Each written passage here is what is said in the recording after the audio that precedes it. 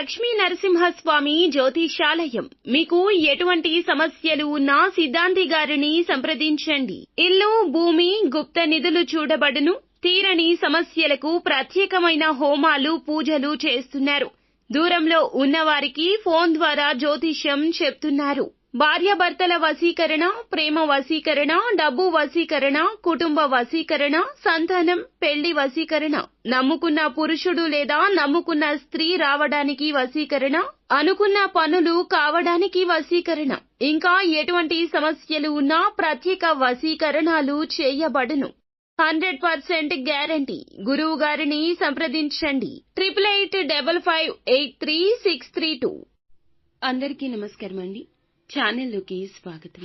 మేషరాశి జాతకులు జూన్ మాసంలో 23వ తేదీ మనకి ఈ రోజున ఒక వ్యక్తి కాల్ చేసి ఈ రాశి జాతకులకు ఒక విషయం చెబుతారు. ఏమిటి ఆ విషయం? ఈ రాశి జాతకుల జీవితంలో ఈ రోజున ఏం జరగబోతుంది, ఆ వ్యక్తి ఎవరు అనేది ఈ వీడియోలో తెలుసుకుందాం. ముఖ్యంగా ఏం చెప్తారు, ఆ యొక్క విషయం ఏమిటి, శుభమా అశుభమా, ఏం జరగబోతుంది తెలియాలంటే వీడియో పూర్తిగా చూడాల్సిందే.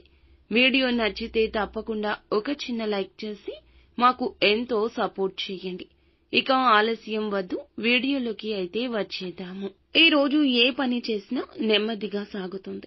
ఒక సమస్యలో చిక్కుకుంటారు. జాగ్రత్త తప్పనిసరి. తెలిసి తెలియకే తప్పు చేసి ఉంటారు. ఇతరులతో మాట్లాడేటప్పుడు ఉన్నది ఉన్నట్లు మాట్లాడడం వల్ల శత్రువులు ఇందువల్ల కూడా అధికమవుతారు. మీకు ఒక ఫోన్ కాల్ వల్ల అనుకునే విధంగానే ఇబ్బందులు రాబోతున్నాయి. కోపంలో ఏదో విషయంలో మాట జారి ఉండొచ్చు. దాన్ని పట్టుకుని ఇతర వ్యక్తులు కక్ష సాధించబోతున్నారు. నిందలు రాబోతున్నాయి. ఏదైనా విషయం గురించి నిజాలు తెలుసుకుని మాట్లాడే ప్రయత్నం చేయండి. ఎక్కువ మటుకైతే మాట్లాడకుండా సైలెంట్ గా ఉండడమే మేలు. ఈ రోజున తప్పకుండా ఒక కాల్ వస్తుంది. తెలిసి తెలియక తొందరపాటు వల్ల చేసిన తప్పు వల్ల మీరు తిట్లు తినబోతున్నారు. తెలియకుండానే ఇదే జరిగి తీరుతుంది. మీపై నిందలు ఖచ్చితంగా వస్తాయి. ఏదైనా మాట్లాడేటప్పుడు మాత్రం జాగ్రత్త. 1-2 సార్లు చుట్టుపక్కల ఉన్న వాళ్ల మీద మీకు శత్రువులు అనే అనుమానం ఉంటే గనక వారి మీద దృష్టి పెట్టండి. ఏదో ఒక విషయంలో కోపంలో ఏదో ఒక మాట తూలి ఉండొచ్చు, జార విడిచి ఉండొచ్చు. దాన్ని పట్టుకుని మీ పైన వారు కక్ష ఖచ్చితంగా ఈ రోజే సాధిస్తారు. మీరు వెక్కి వెక్కి ఏడుస్తారు. నిందల పాలు కాబోతున్నారు. ఏదైనా విషయం గురించి నిజం తెలుసుకుని మాట్లాడడం చాలా వివేకము. ఒక ఫోన్ కాల్ రూపంలో మీకు మాత్రం తిట్లు కలగబోతున్నాయి. దీన్ని ఎవ్వరూ తప్పించలేరు. చెయ్యని తప్పుకు అబాసుపాలు కూడా కావచ్చు. ఈ రోజు మాత్రం ఇలా మిశ్రమంగా ఉంటుంది. కావున గుండె ధైర్యంతో ఉండండి.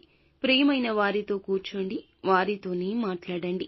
అప్పుడే మీకు కాస్త మానసిక ప్రశాంతత ఉంటుంది. ఏ పని చేసినా ఈ రోజు నెమ్మదిగానే పూర్తవుతుంది. మానసికంగా ప్రిపేర్ అయ్యి ఉండండి. తొందరపాటు నిర్ణయాలు మంచివి కావు.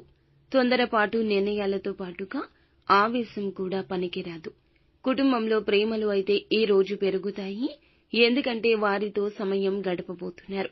వారంటే ఏంటో మీకు అర్థమైనా దానికన్నా లోతుగా అర్థం చేసుకుంటారు. పాత ఆరోగ్య సమస్యలు తీరే అవకాశం ఉంది.